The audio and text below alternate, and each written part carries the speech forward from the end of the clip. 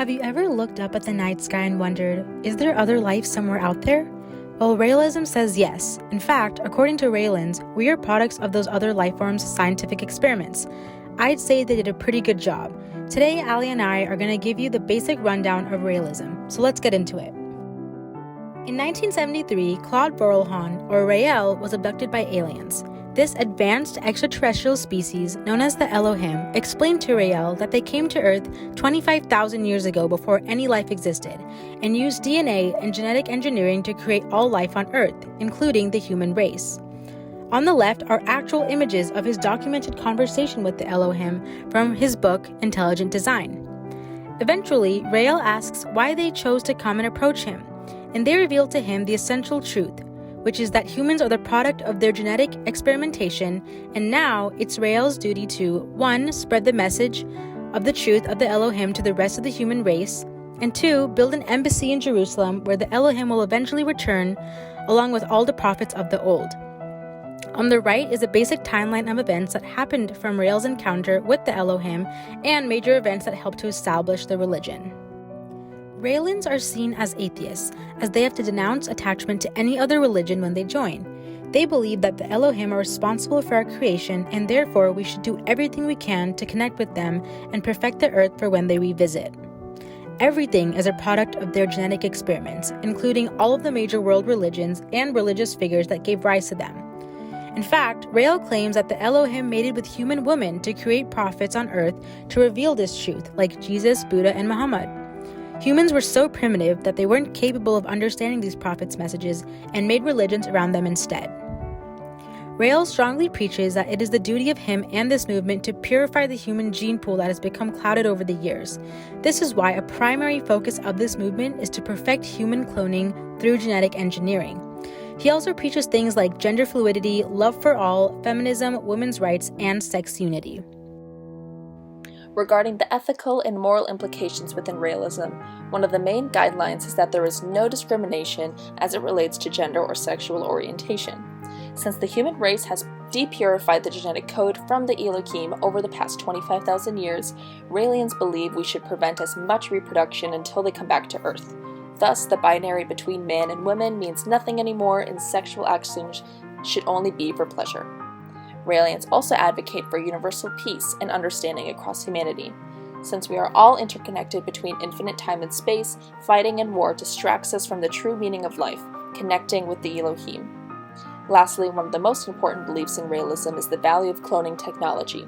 By perfect cloning, Rael believes that humans can achieve immortality of the most perfect genes from the Elohim.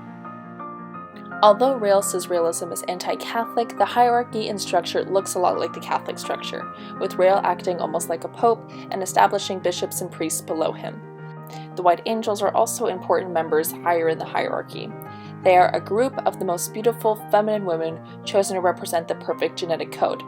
They are to act as hostesses at the embassy when the Elohim come to visit in the future, and thus sustain themselves from sexual intercourse, except for with Rael, until they can procreate with the Elohim. A few of the sacred texts within Raelism are the books Rael wrote himself, mainly after his 2 encounters with the Elohim. He has written many texts since, as they are used to spread updated knowledge about Raelism across the world. The sacred symbol of Raelism is the Star of David with a swastika in the middle, representing infinite time and space. The triangles pointing upwards and downwards represent infinitely above and below, and together represent the infinite space of the universe. The swastika represents infinite time and how time is not linear but cyclical. The swastika is the true symbol of peace, even though many Westerners give it a bad rep after the Nazis abused it during World War II. One of the main sacred buildings that Raelists believe in is the embassy. This is the future landing pad for when the Elohim are predicted to come to Earth in 2035. It is currently in design and plans to be built in Jerusalem, where the Elohim are known to have first visited Earth. So, what does it take to become a Raelian? It's simple. All you have to do is accept their worldview and beliefs and reject all other religions. There is also an official baptism ceremony which helps to transfer your DNA to the aliens so that you can be recognized as a Raelian when the time comes for final judgment. Raelians frequently practice what is known as sensual meditation, which is to be performed naked, helping followers to align with and fully feel their senses.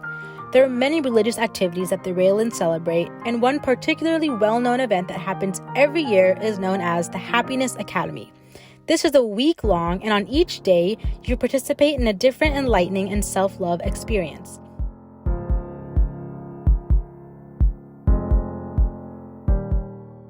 As Raelism keeps on growing, some questions and criticism arise about its future.